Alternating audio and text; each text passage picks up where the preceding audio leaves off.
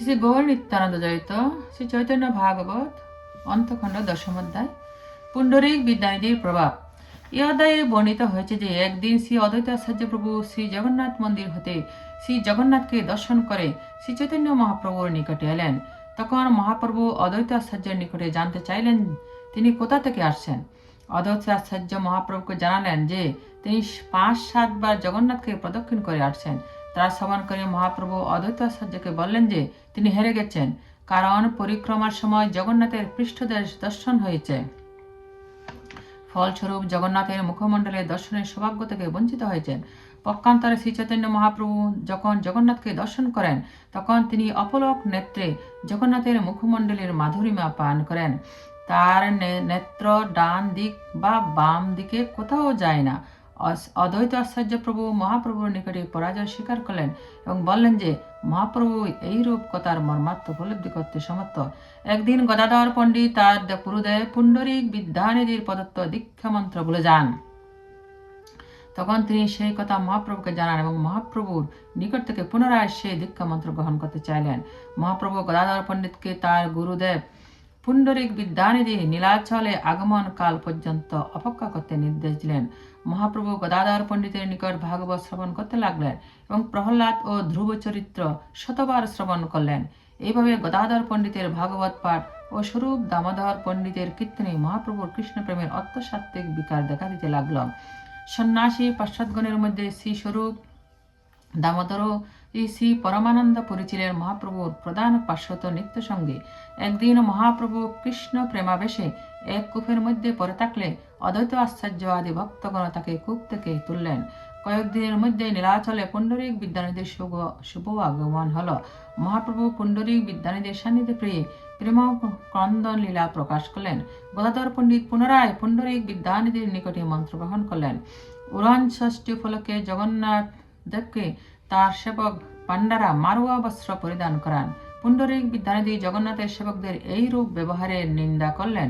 যদিও স্বরূপ দামোদর জানালেন যে ঈশ্বরের আচরণ লৌকিকতার ঊর্ধ্বে, তথাপি পুণ্ডরীক বিদ্যানিধি মনে সন্তোষ লাভ করলেন না।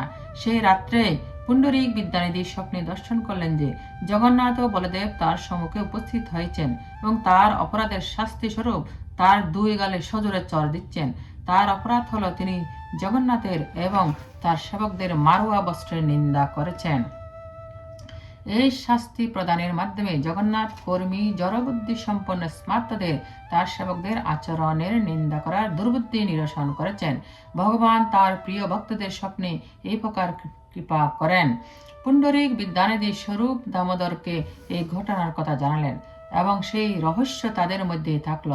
বিদ্যানিধিকে মহাপ্রভু বাপ বলে সম্বোধন করতেন এবং তার গঙ্গা ভক্তি অকৃত্রিম অতুলনীয়। মঙ্গলাচরণ। জয় জয় গৌরচন্দ্র শ্রীবৎসলাঞ্চন, জয় শশী গর্ভরত্ন ধর্ম সনাতন।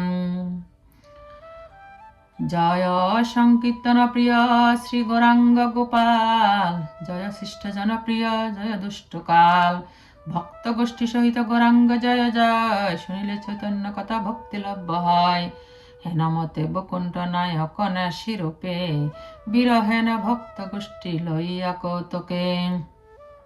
শ্রী অদ্বৈতের জগন্নাথ প্রদক্ষিণ প্রসঙ্গে অনুক্ষণ কৃষ্ণ অনুসন্ধান চেষ্টা শিক্ষাদান। একদিন বসিয়া আছেন প্রভু সুখে, হেন কালে শ্রী অদ্বৈত আইল সমুখে। বলিলেন অদ্বৈত প্রভুরে নমস্করি, হাসি অদ্বৈতের জিজ্ঞাসেন গৌর হরি। সন্তোষে বলেন প্রভু কহত আচার্য, কথা হইতে আইলা করিয়া কোন কার্য। অদ্বৈত বলেন দেখিলাম জগন্নাথ, তবে আইলাম তোমার সাক্ষাৎ। প্রভু বলে জগন্নাথ শ্রীমুখ দেখিয়া, তবে আর কি করিলা কহ দেখিতাম।